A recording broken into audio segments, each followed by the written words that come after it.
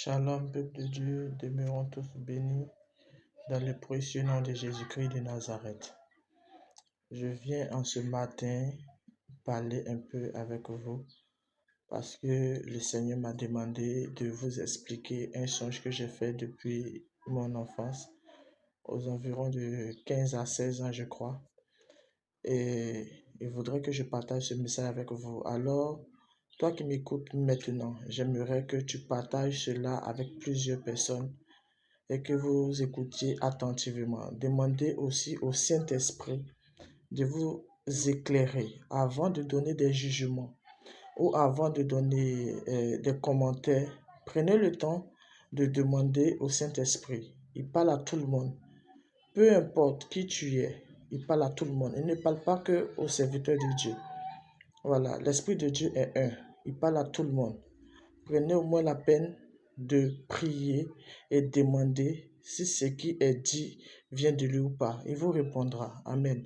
J'aimerais que vous partagiez avec tout le monde. Avec tout le monde. Peuple de Côte d'Ivoire, peuple d'Afrique. J'aimerais que vous partagiez ce message avec tout le monde. Sans plus tarder, je vais parler du songe et également de d'autres trucs que le Seigneur demande à ce que j'en parle ce matin. Demeurons tous bénis et que la grâce et la faveur de Dieu soient sur nous. Dans ce songe, il était question d'un gros monstre. Il y avait un monstre qui planait entre le ciel et la terre, mais au-dessus de la Côte d'Ivoire. Et ce monstre était vraiment très désagréable à regarder. Il était de forme ovale et avec des tentacules, si je peux dire ça comme ça, mais qui jetait des missiles, des bombes, des problèmes sur la Côte d'Ivoire. Et chaque truc qu'il jetait créait comme des explosions. Et les gens mouraient. Le peuple était affolé et tout le monde courait pour aller vers les agents de l'ONU parce que je voyais les agents de l'ONU, des gens aussi qui n'étaient pas forcément de l'ONU mais qui étaient dans l'armée qui essayaient de secourir la population. La médecine qui était sur place, les ambulances qui étaient sur place, mais en vain. Les gens mouraient. Et ceux qui arrivaient à s'en sortir étaient soit décapités de la main, du pied, où ils avaient une partie du corps qui était vraiment très affectée. Et moi, j'étais dans une 4x4 avec ma famille, mais derrière la 4x4. Voilà, derrière la 4x4. Il y avait une voiture 4x4, mais derrière la 4x4 avec ma famille. Parce que il y avait des gens qui partaient en voiture, ou des voitures qui les portaient au fait, et puis il y a d'autres qui couraient. Et je constate que malgré que tout le monde se dirigeait dans un même sens, les gens mouraient. Tous, je ne dis pas certains, tout le monde se dirigeait dans le même sens. Ça mourait, ça tirait. Ça tirait, les balles venaient d'en haut, ça tirait. Et je tourne derrière, je vois une montagne dont le sommet rentre dans le ciel. Je dis, mais si tout le monde va dans un sens, moi je vais partir dans le sens contraire. Ma famille a commencé à me dire, non, tu vas mourir si tu vas. Non, regarde, le monstre est juste au milieu. Regarde, tu ne peux pas partir, le monstre est là. Et voilà, il nous attaque. Et plus il attaque, le peuple s'éloignait de la montagne. Alors moi, j'ai pris la décision de descendre de la voiture et je me suis dirigé vers la montagne. Et il y avait une foule qui venait dans le sens contraire, c'est-à-dire moi je partais vers la montagne, mais les autres couraient pour partir s'abriter. Alors ma famille est descendue avec moi et ils m'ont dit, si tu dois mourir, c'est que nous mourrons aussi. Et nous sommes partis. À la suite de cela, nous sommes arrivés proches de la montagne et dans tout ça, nous n'avons pas été atteints. Et il y a une lumière qui est quittée dans le ciel, qui est descendue sur la montagne. On était dans des vêtements sales parce que quand on courait avec les attaques, on était déjà sales. Et la lumière qui est descendue nous a donné de nouveaux vêtements tout blancs, tout blancs. Et le Seigneur disait, tous ceux qui viendront à moi seront secourus. Ça, j'ai eu ce songe à 16 ans, 15 ans, 16 ans, si je ne me trompe pas. Voilà, si je ne me trompe pas de la date. Mais le songe est resté. Le Seigneur, quand je me suis réveillé, quand j'ai prié, il m'a dit, garde ce songe, je te dirai de le dire et de le rendre public au temps venu, parce que c'est quelque chose qui arrive. Alléluia, c'est quelque chose qui arrive. Alors, j'aimerais déjà que chacun d'entre nous essaie, avec la prière, d'essayer de comprendre ce que ce songe veut dire. Ce que ce songe veut dire. Mais en résumé, tous ceux qui se tourneront vers le Seigneur seront épargnés de la calamité, du problème, des attaques. Tous ceux qui se tourneront vers le Seigneur. Tous ceux qui se tourneront vers le Seigneur seront sauvés. Je n'ai pas dit vers les hommes de Dieu, vers la religion, non, vers une communauté. Tous ceux qui se tourneront vers le Seigneur. Le Seigneur aime tout le monde, que tu sois catholique, que tu sois évangélique, que tu sois musulman. Le Seigneur nous a créés tous et il nous aime. Voilà, il demande à ce que nous l'adorions, nous le célébrons. Nous le célébrons. Il y a des musulmans que le Seigneur a visités en songe, par révélation qui s'est montré à eux. Il y a des catholiques que le Seigneur a visités. Le Seigneur n'est pas dans la religion. Le Seigneur est pour celui qui le suit et qui le sert véritablement. Et le Saint-Esprit, quel que soit ce que nous sommes, nous prend, nous transforme et nous rend meilleurs. Le Seigneur aussi m'a montré une vision. Et dans la vision, il me disait qu'il y a un homme de Dieu ici en Côte d'Ivoire qui est très important, qui a mandaté quelqu'un de venir me faire du mal.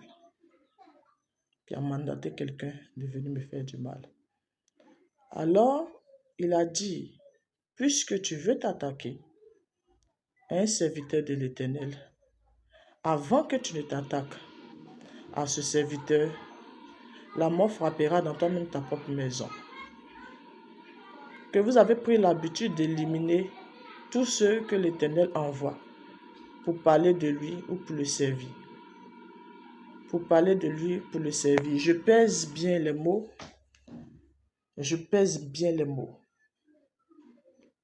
Un homme de Dieu, ici en Côte d'Ivoire, a mandaté un autre serviteur de venir me faire. Nous sommes appelés par Christ, pas parce que nous sommes parfaits. Dieu a vu nos imperfections, nos impuretés et nous a demandé de venir parler. Quand Dieu appelle, lui se charge de donner la qualification, les âmes pour pouvoir parler.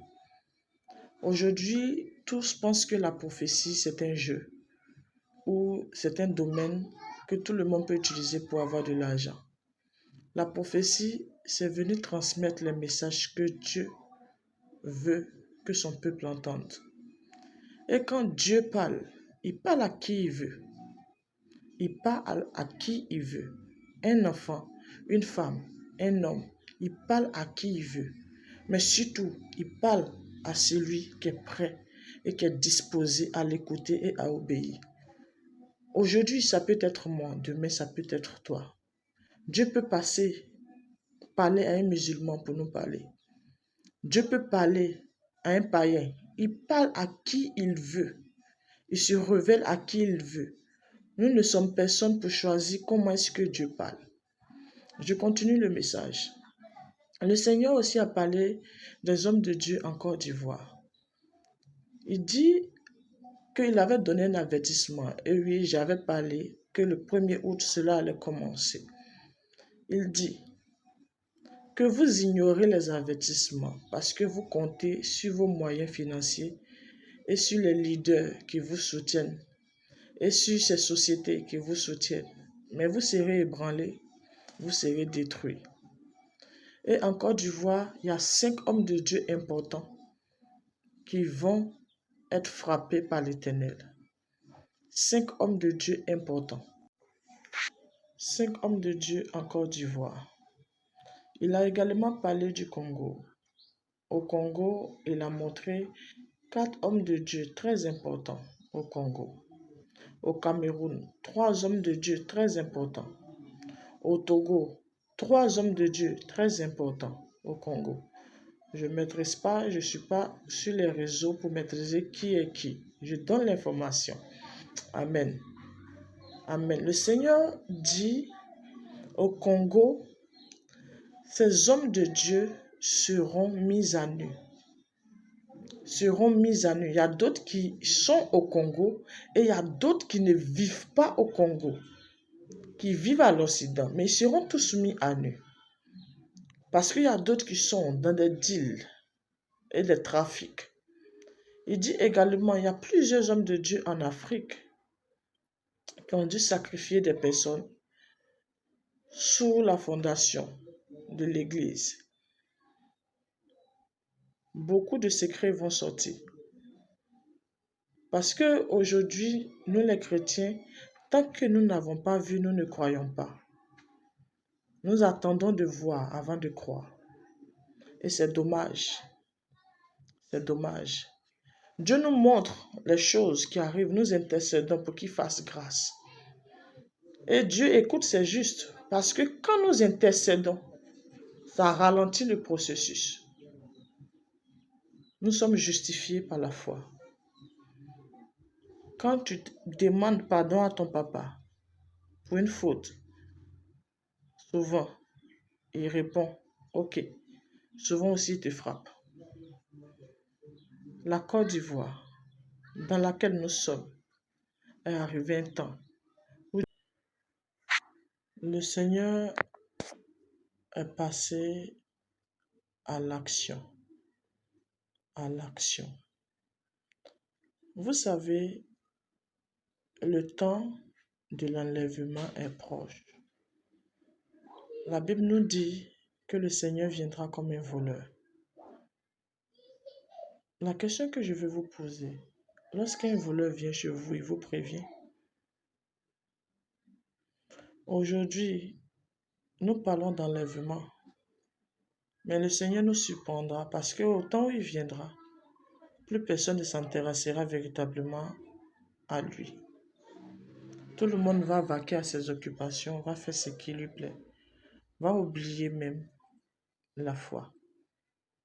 Le Seigneur dit également que plusieurs disent qu'ils aiment le Seigneur, que regardez chaque fin d'année, il y a plusieurs chrétiens dans les églises. Et lorsque minuit est sonné, plusieurs sortent pour aller terminer dans les boîtes de nuit, dans les maquis, dans la boisson. C'est ça que vous appelez craindre Dieu. C'est ça que vous appelez craindre l'Éternel.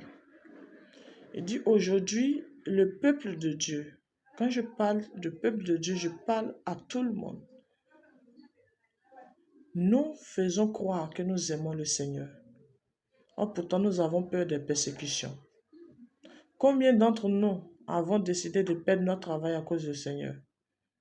Combien d'entre nous, à cause de dire la vérité, avons-nous perdu le travail que nous exerçons?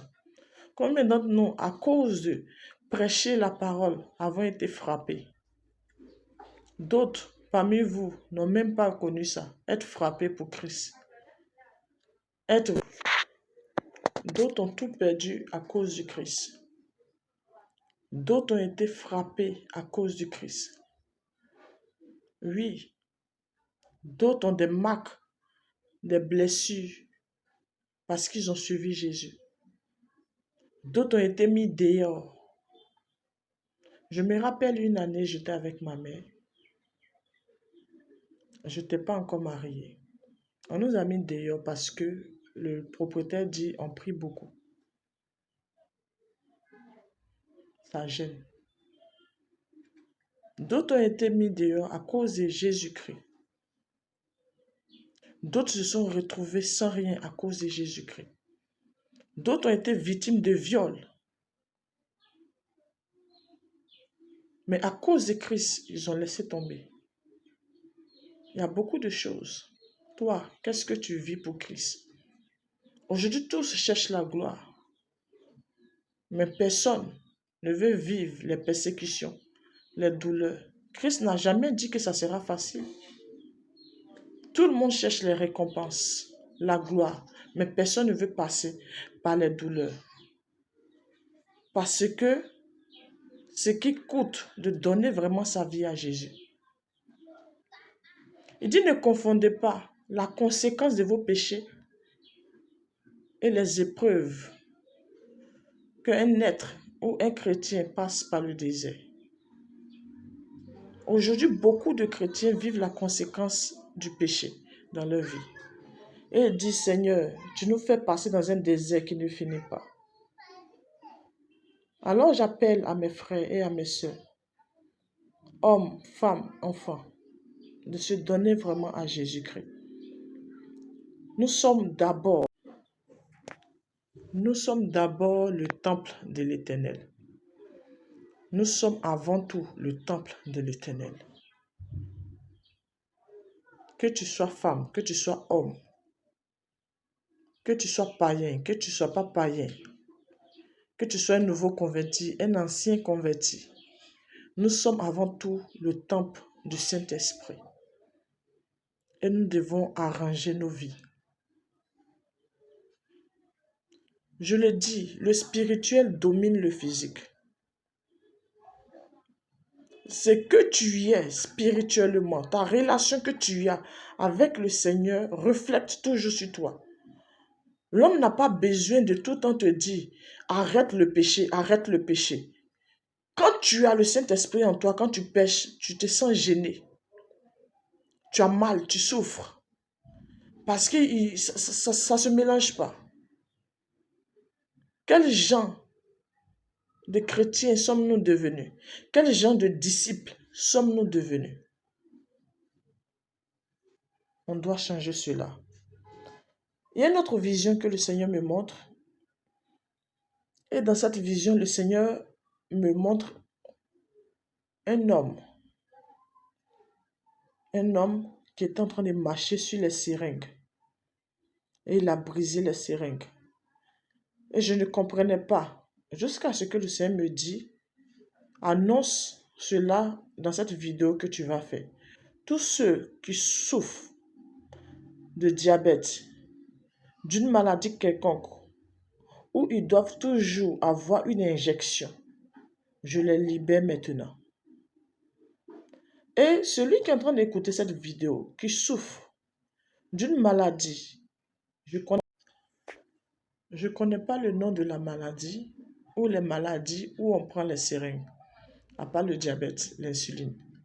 Tous ceux qui souffrent d'une maladie, qui demandent tout le temps des injections, vous allez constater que simplement en regardant la vidéo, les temps qui vont suivre, le Seigneur va vous libérer totalement. Vous allez plus utiliser ces seringues-là. Parce que le Seigneur a brisé cela. Et il vous donne votre santé gratuitement. Plusieurs ont intercédé dans le secret par rapport à ces sujets de maladies qu'ils passent. Mais le Seigneur me demande de vous dire qu'il vous libère maintenant. Et vous donne sa guérison maintenant. Ce que tu ne pouvais pas faire avant de regarder cette vidéo, après que tu l'aies regardée, regarde ce qui va se passer. Et lorsque Dieu va te bénir ou va te guérir, laisse ton témoignage dans les commentaires pour que les autres puissent voir combien de fois notre Dieu agit à distance avec puissance. Avec puissance. Concernant la Côte d'Ivoire, il y aura un grand réveil en Côte d'Ivoire. Et ce réveil va contaminer tous les autres pays africains. Et, comme je l'ai dit dans une des vidéos, parlant d'Ézéchiel 37 sur les ossements, il y a eu d'abord un mouvement. Il va y avoir des attroupements. Mais là encore, Dieu ne va pas agir jusqu'à ce que le Saint-Esprit se saisisse du mouvement. Jusqu'à ce que le Saint-Esprit se saisisse du mouvement pour créer la délivrance. Pour créer la délivrance. Je l'ai annoncé depuis longtemps dans une des vidéos. Si vous écoutez avec attention, vous le verrez. Tout le monde veut qu'on explique les scandales. Mais vous le verrez. Le Seigneur aussi dit, merci Jésus, qu'il y a un homme de Dieu en Côte d'Ivoire qu'il va montrer des choses sur lui. Vous serez tous choqués. Parce que personne d'entre vous ne s'attendait que cet homme n'est pas de Dieu. Qui, je ne sais pas. Mais c'est le message que je reçois. Il y a beaucoup de grands en Côte d'Ivoire. Dieu a donné des avertissements. Mais personne n'écoute. Parce que tout le monde sait que Dieu il est miséricorde. Mais il est aussi juste. Et sa justice va parler. Je reviens à ce que je disais. Il est important que chacun d'entre nous se donne véritablement au Seigneur. Il est important que chacun d'entre nous se donne véritablement au Seigneur. Nous sommes avant tout le temple de l'Éternel. Nous sommes avant tout le temple de l'Éternel. Plusieurs vont recevoir la restauration dans leur vie, dans leur santé. Comme je l'ai dit, il va avoir un mouvement. Dans Ézéchiel 37, quand vous lisez, la Bible dit, Dieu demande à Ézéchiel, penses-tu que ces ossements pourront-ils revivre? Il dit, toi seul tu le sais. Dieu pose la question, penses-tu que la Côte d'Ivoire pourra-t-il revivre? Dieu seul le sait. Mais avant qu'il y ait la vie dans ces ossements desséchés, Dieu va créer un corps avec ces squelettes qui sont départagés de part et d'autre. Il va appeler la chair, les nerfs, mais là encore il n'y aura pas de vie. Il y aura des marches, des grèves, comme je l'ai dit avant le 1er août. Il y aura des marches, des grèves, des attroupements. Mais là encore, ce ne sera pas encore le temps de Dieu. Mais quand le temps de Dieu arrivera, il se saisira du mouvement. Et lorsqu'il rentrera dans le mouvement aura vie. Donc il y a une marche que Dieu va se manifester dedans. Va se manifester dedans. Je veux dire à quelqu'un qui est au Burkina, le Seigneur dit qu'il agira au Burkina. Il y a un complot qui se passe dans le secret contre le président du Burkina. Voilà, un complot pour l'assassiner. Le Seigneur dit qu'il va agir au Burkina et pour le Burkina. Il y a beaucoup de choses qui vont se passer au Burkina. Et Dieu va restaurer le peuple burkinabé. Le peuple. Dieu dit qu'il va restaurer le peuple burkinabé.